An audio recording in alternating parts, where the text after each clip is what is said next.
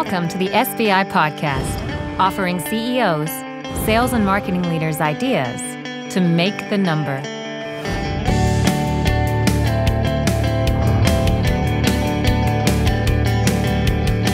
Welcome SBI video podcast viewers and audio podcast listeners. My name is Christina Dickmeyer, and I am the Director of Marketing at SBI, a sales and marketing company dedicated to helping you make your number.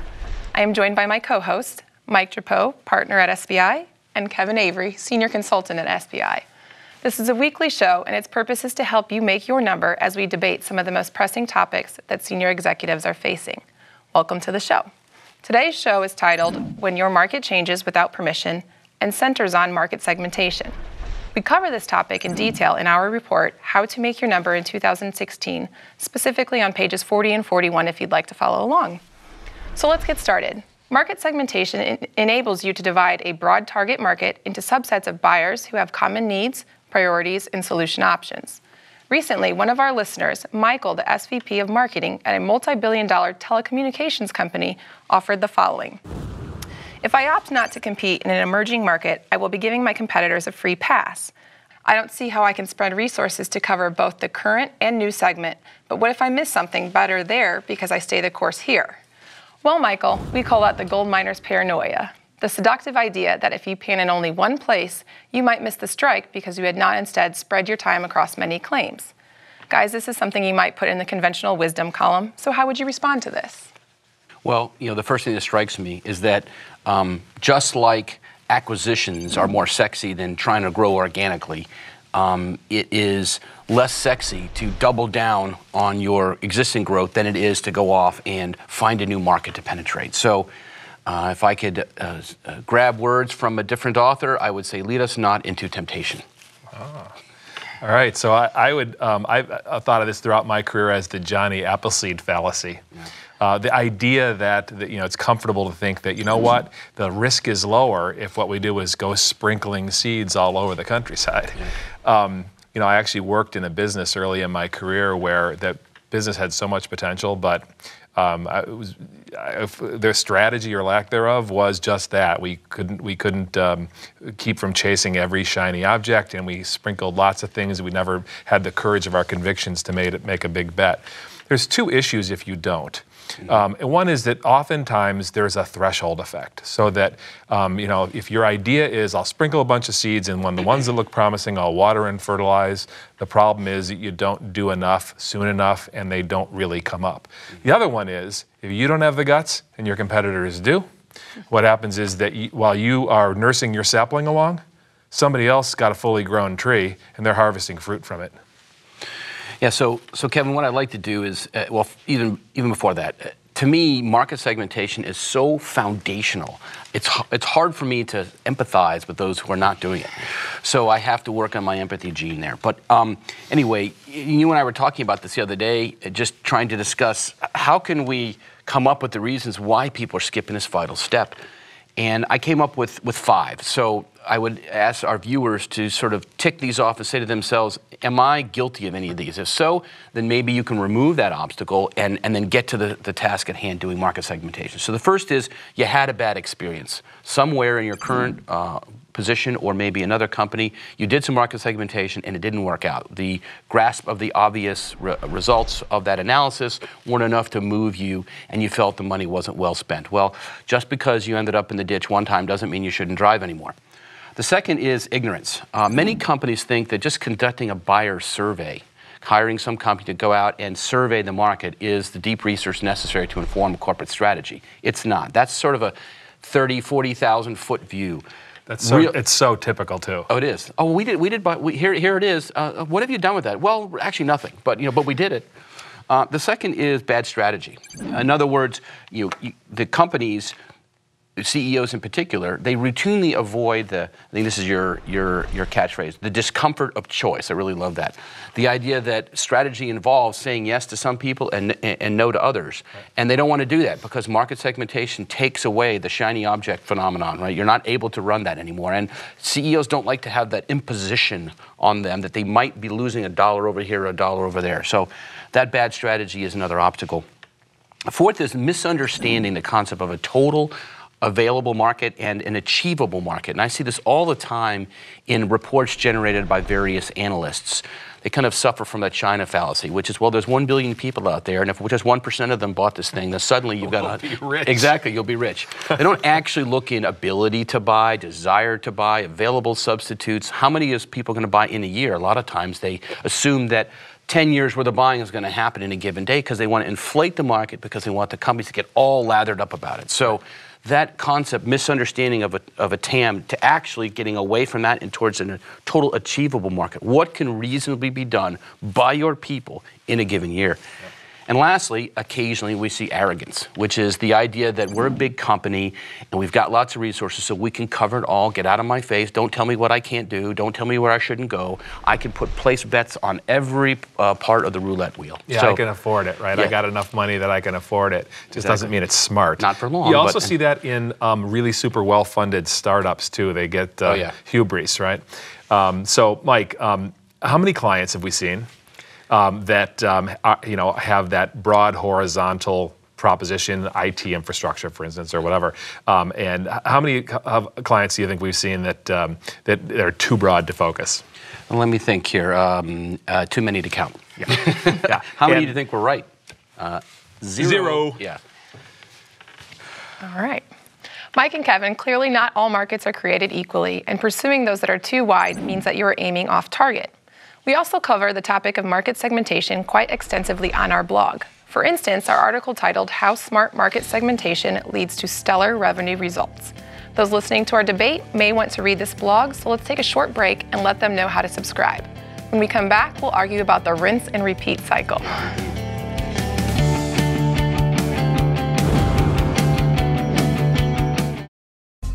Each day, you receive hundreds of emails, tons of text messages, countless telephone calls, and sit in too many meetings. How do you find ideas to make the number with all this noise? The SBI blog filters all this nonsense for you and presents only first-rate ideas to make the number. Simplify your life. Subscribe to one blog and read the best content. Go to salesbenchmarkindex.com and subscribe today.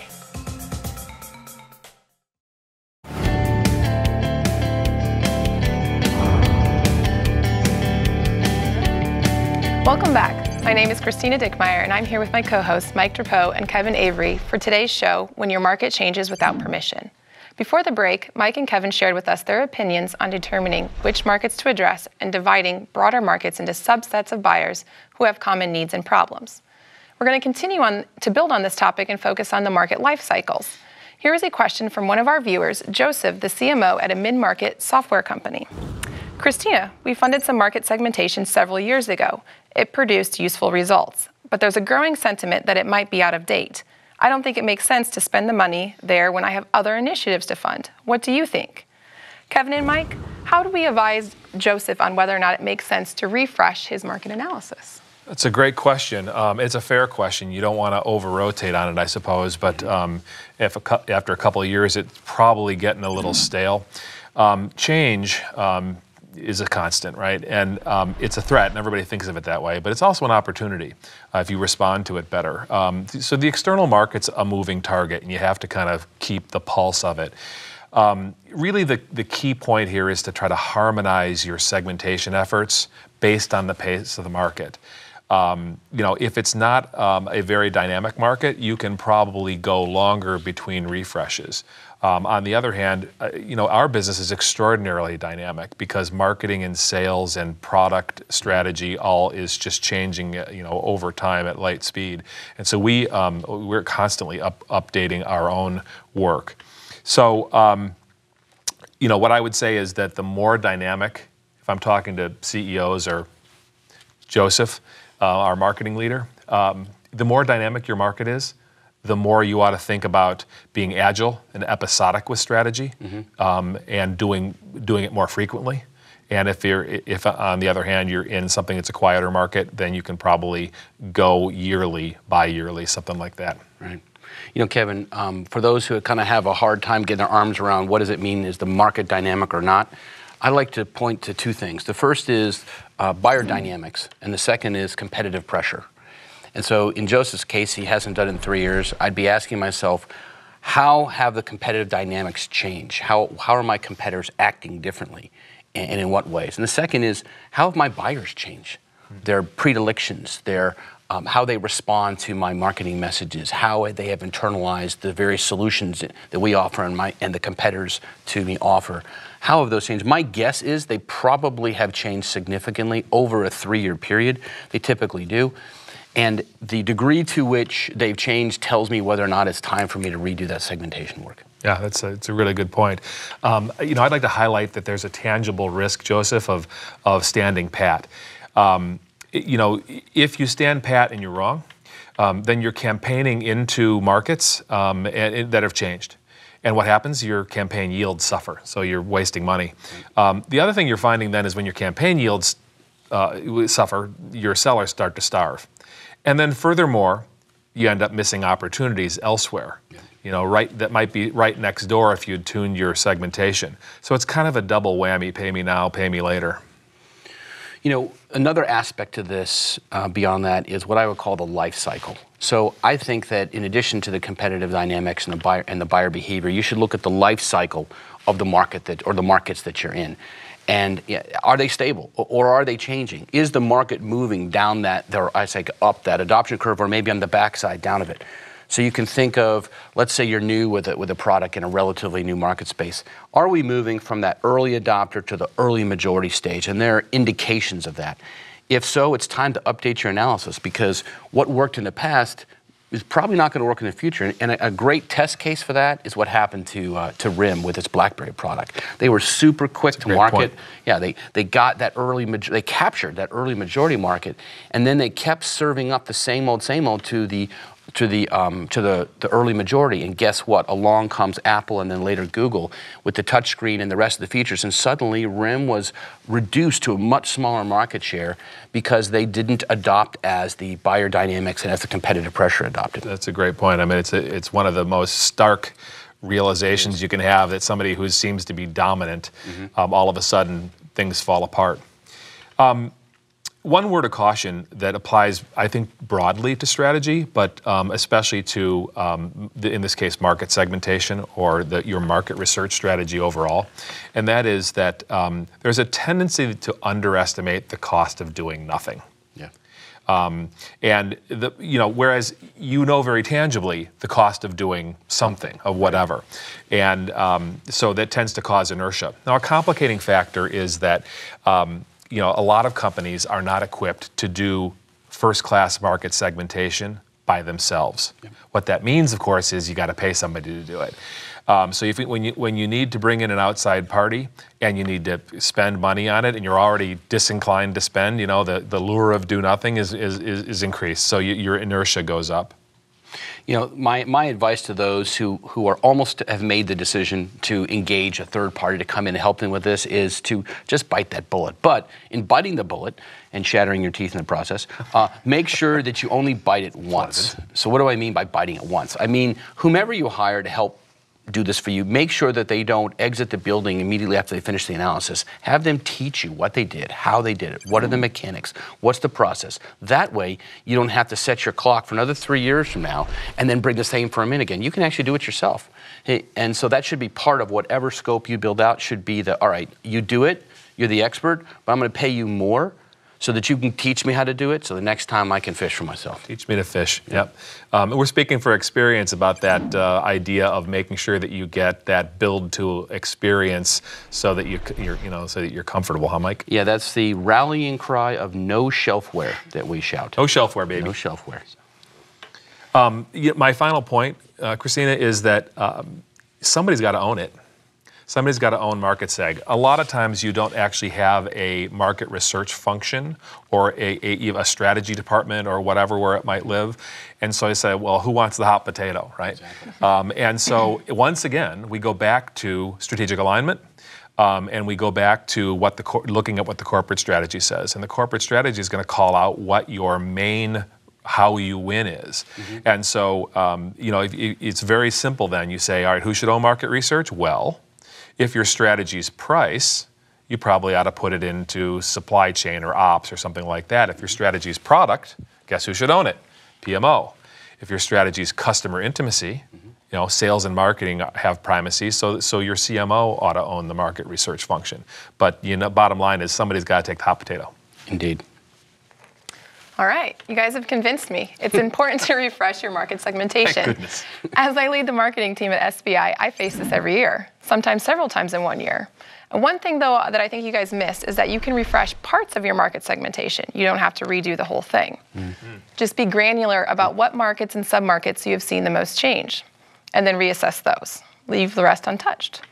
There's another resource that our audience might enjoy, SBI TV. Recent episodes, such as the one titled How This Sales Leader Uses Strategic Alignment to Make His billion-dollar Sales Number, feature engaging interviews and lively debates with the industry's top sales and marketing leaders. It gives in-depth insight into topics like market segmentation and how your peers are doing it. Let's take a short break and direct everybody to subscribe to SBI TV. When we come back, we're going to tackle one more obstacle many of you are facing.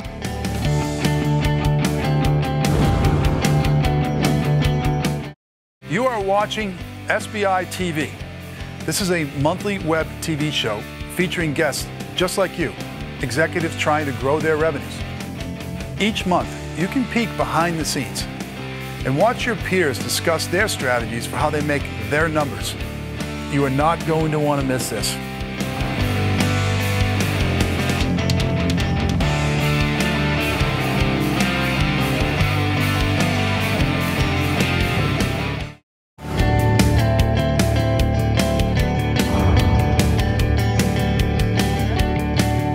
Welcome back. My name is Christina Dickmeyer, and I'm here with my co-hosts, Mike Drapeau and Kevin Avery, for today's show, When Your Market Changes Without Permission.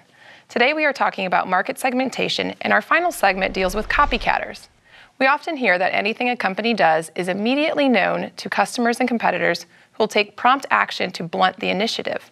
They feel that since there's so much information available to everyone, the only way to gain an advantage is through execution. Kevin and Mike, what are your thoughts on this? Well, Mike, if you'd lend me your shotgun, I'd yell, pull! I'd hit it. Look, by definition, advantage comes from a strong resource position. You know, if you have or gain proprietary knowledge, and everybody else out there is relying on secondary sources, you've got the upper hand. Yep, I agree. You know, the world is full of people who know things. But the difference between knowing things and knowing how to act on the things that you know. And that's really that sort of execution component. It's making sure that you just don't walk around with a head full of data and not making sure that you're moving people to take advantage of it. And for me, that's sort of, if I would go biblical, I'd say, you know, be not afraid. If you have this knowledge, if you have this insight, then just dedicate the people time and resources to go change.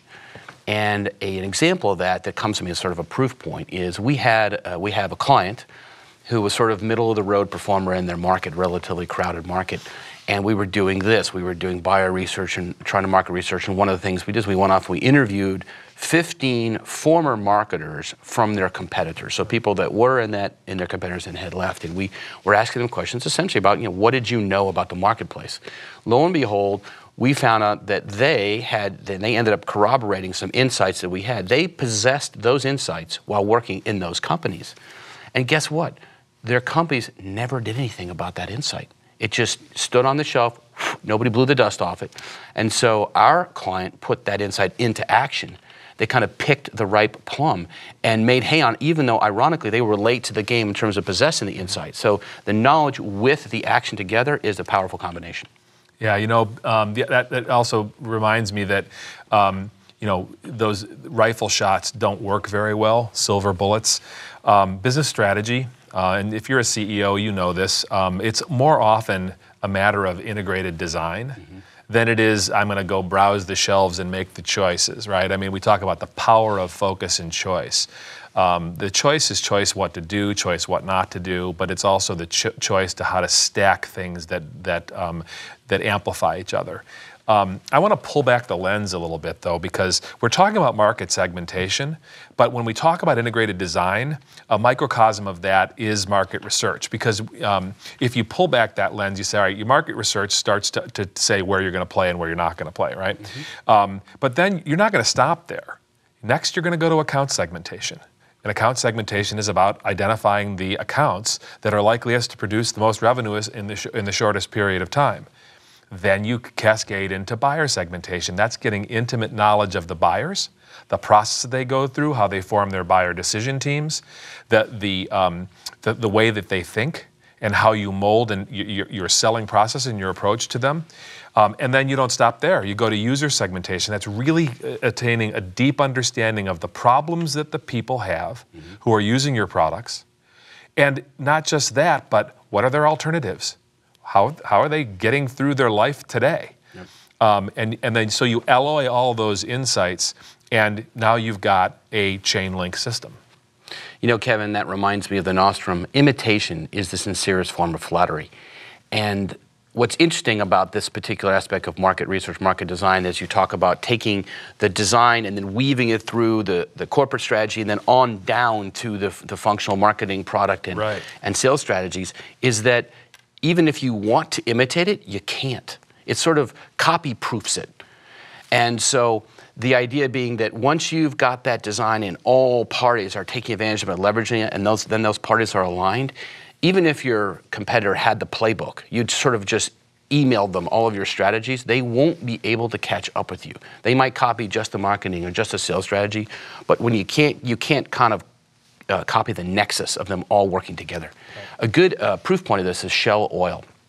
So about 10 years or so ago, Shell Oil realized that the lack of cooperation amongst their revenue functional leaders was causing them problems. They were stagnating in the marketplace. In some cases, they were declining. And they took the prisoner's dilemma, which is a sort of well-known psychological study which shows that two people who are not cooperating together will actually work against their own long-term interests. Right. So they had that aha moment, and they went ahead and said, okay, let's stop doing this. Let's actually work together on this. And they did a bunch of wargaming strategies. They literally they flew in and they conducted a series of wargaming strategies, which was led by a military officer who is versed in wargaming. Must have warmed the cockles of your heart, Yes, Mike. I'm sure he was sure he was a Navy man. So anyway, they took those and they then attacked new markets as part of an integrated strategy with operations, refinery, delivery, marketing, channel, all of them collaborating together. And their rise since that time has been meteoric. They've moved well up into the market share gains. So that is an example of how market design has flowed down and allows all the functional leaders to collaborate. Yeah, that's a great point. I mean, now if we think about you, Mr. CMO or marketing or sales leader, or if you're a CEO, somebody's got a great functional strategy. Let's suppose that. You've gleaned the market insights. You now take a look at what happens if you also have these cascading strategies. You've got a corporate strategy that defines where you're going to play, how you're going to compete, whom you're going to compete against, and how you're going to win. You've got a product strategy that describes and defines precisely the products that you need to build and why. What's not too big, what's not too little, what's just right. You've got your marketing operation who's charged with generating demand. They know exactly where to go, how to do it, how to talk, to whom, to generate the demand to feed to the sales beast.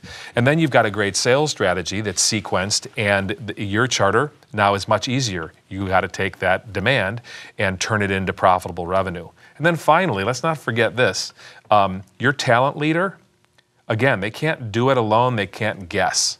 But if they understand all the strategies and how they fit together, you know precisely whom to go recruit, how to bring them in. You can create a great onboarding, fast ramp, get people up to productivity, and you can really link people together in the most productive fashion. Yep. I can see that vision, I really can. And the point I'd like our viewers to really focus on is that by doing this, you become copy resistant. Those who are going to try to take what you've done and then do it themselves are going to find they're always one step behind the curve. Every time they think they've got it, you've moved the cheese. So for your ability to create the strategic alignment using the marketplace analysis and having a a clear-sighted view of the marketplace is going to inoculate you against those who would draft off of your investment in market research.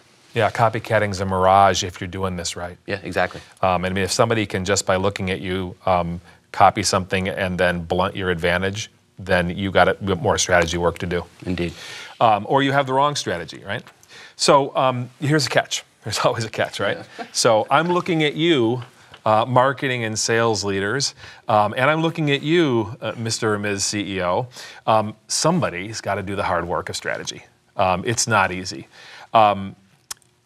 If you're a functional leader, or even if you're the CEO, you can start solo, right? Get your house in order first. Now, if I'm talking to the functional leaders, head of sales, head of marketing, head of product, head of HR, you've got future CEO aspirations, and if you got it in you, you're the kind of person that's going to mobilize your peers. You're going to go be the kind of person who's going to inspire your boss. Yep. And what happens, of course, is when you do that, you take a great functional strategy, alloy it to others, and it really amplifies your competitive punch. All right, great. Again, great points by both Mike and Kevin. Your competition may know some of the same things, but it doesn't matter. What matters is what you do with this information. Use it to ensure that your strategy is differentiated from the competition in the eyes of the marketplace. We're going to take one more break. If you like listening to this show and want access to more peer-driven best practices, here's how to subscribe to the SBI magazine. There are articles such as How to Make Your Number in 2016 that I think our audience would enjoy. When we come back, we'll wrap up today's episode.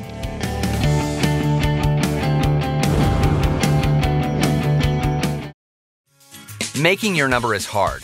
Your problems are complex. Complex problems need complex solutions. Introducing the SBI magazine. Read in-depth stories written by award-winning journalists about how your peers have overcome their problems to make the numbers. When you need more than a tweet, social post, or blog article, turn to the SBI magazine. Go to salesbenchmarkindex.com to subscribe.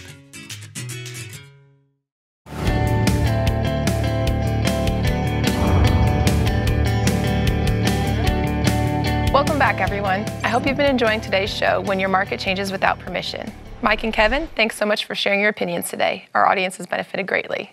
If you want to make sure you have a deep understanding of market, accounts, buyers, and users, get a copy of this year's research report called How to Make Your Number in 2016 by going to www.salesbenchmarkindex.com/2016-report. If you want to take it a step further, you can have one of our experts lead you through a workshop, which will go into detail on how to actually do this. Go to www.salesbenchmarkindex.com/2016-workshop to request a session. And finally, I want to thank you, our audience, for tuning in. For myself, Kevin, and Mike, we wish you much success as you try to make your number.